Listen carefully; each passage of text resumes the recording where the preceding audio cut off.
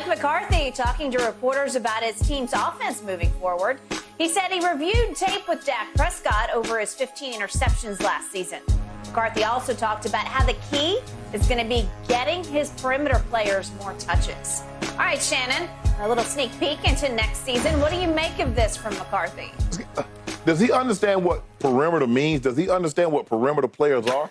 Those are normally the wide receivers and the tight ends that play outside. Those aren't typically running backs. Or if they go outside, it's not for an extended period of time. McCarthy says it's really about how you get the ball distributed to your perimeter players. Just look where those touches go and do some things of the touches. Go to receivers, tight ends, new backs, definitely absorb some of those opportunities. Tony will probably go up.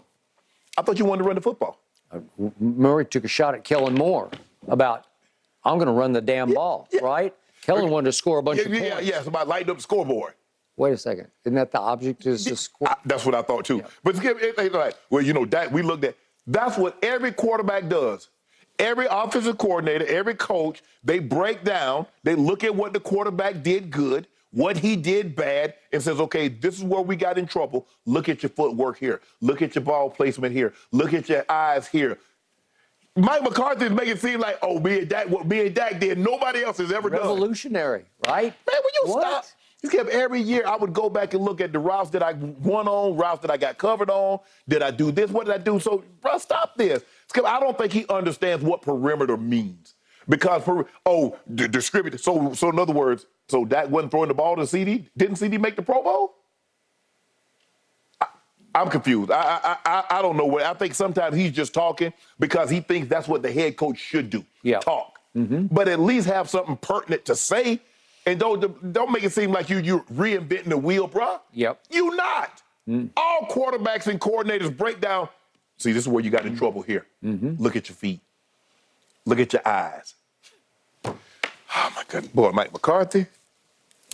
He brought in Dak for all of 4 hours. They watched tape together, and Dak saw the light. He's now enlightened by his head coach, who once coached Brett Favre and Aaron Rodgers, called plays for both of them, as if nobody's ever done this before. It's a breakthrough. So Kellen Moore never did this with Dak? He never did this. And then to your point, he takes a shot at Kellen Moore that just tumbled out of his mouth. Yeah. I'm going to run the damn ball. They did run the damn ball. They ran it to death. They ran Zeke to a fault because Zeke was going nowhere slowly. And then I have to read these quotes yesterday that you just talked about. You look at Zeke's opportunities. Where do those touches go? So much of this game is made about how many times you run or pass it, but it's really how do you get the ball distributed to your perimeter players? It is? I've never heard anybody say that. No. I've never heard a head coach say that. Almost every head coach will say, you have to first establish the run. Yes. Maybe Andy Reid wouldn't say that, but he's tried harder and harder to run the damn ball. But look at the playoff game, the championship, the AFC championship, and the Super Bowl. What did they do? Pacheco, they ran the ball. They ran the heck out of it. Yep. Okay.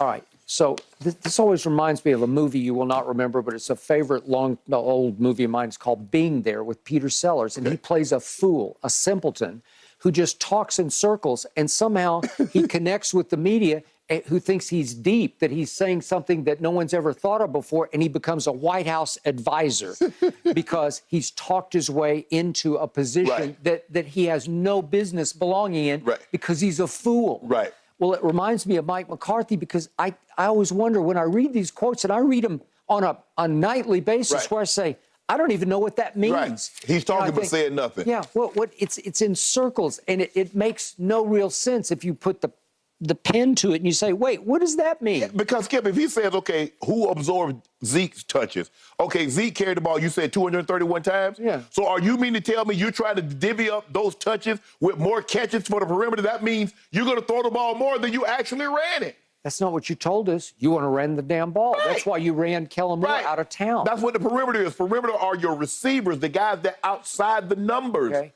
And look, I love Jerry Jones, but I often wonder, does he pay attention to this? No. Does he ever sit back and say, what the hell is he talking about?